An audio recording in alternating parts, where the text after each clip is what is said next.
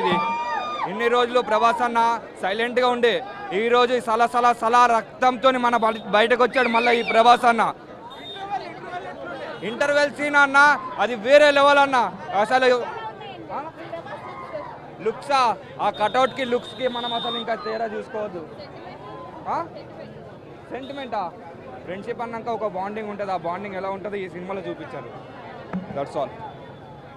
థియేటర్లో అరుపులే, అరుపులు మొత్తం అరుపులే. లేదు అంతే అంతే వైలెంట్గా చేయలేరు. అక్కడ డైనోసార్ అన్నా కానీ మన ప్రభాస్ సినిమా గురించి ఏమంటావు? అంటే బాహుబలి తర్వాత ప్రభాస్ అంత లేదు కదా, ఇప్పుడు ఎట్లా ఉంది సినిమా? ఇది అంతకు మించిన వచ్చే రకంగా ఉంది. అంటే కేజీఎఫ్ స్క్రీన్ ప్లే ఉన్నదా లేదా దీనికి డిఫరెంటా? Different Salaar different. బీజిఎం ఎట్లా ఉంది? బీజం అయితే అదిరింది. ప్రభాస్ విజువల్స్ కేజీఎఫ్ మించి ఉన్నాయా? మించి ఉన్నాయి, అంతకు మించి ఉన్నాయి. ఫైట్స్ అయితే ఒక్కొక్క ఫైట్స్ అయితే అంతకు మించి ఉన్నాయి. Yes biggest. Thank you.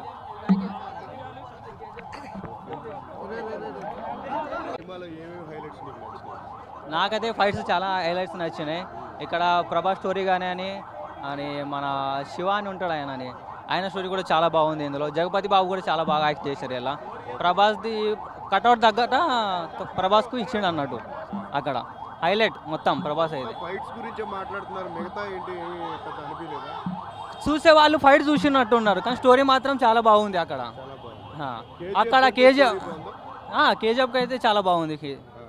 Baahubali తర్వాత ప్రభాస్ ఆరెంజ్ హిట్ వచ్చినట్టే, ఈజీగా వచ్చినట్టే, ఈజీగా సూపర్ డూపర్ ఇటు వస్తుంది.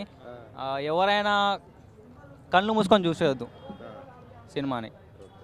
అంటే ప్రభాస్ కట్అవుట్కి తగ్గట్టు ఉందంటే ఫస్ట్ హైలైట్ అనుకోవాలి. ఎట్లాగే లేదు, ప్రభాస్ కట్అవుట్ తగ్గట్టే సినిమా ఉంది. ఇది హైలైట్ అని చెప్పలేను. బాహుబలి సలారే.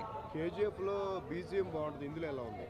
ఇందులో హైలైట్ ఉంది. ఇందులో కూడా డిఫరెంట్ తీసాడు కానీ హైలైట్ ఉన్నది బీజిఎం కూడా ఇందులో.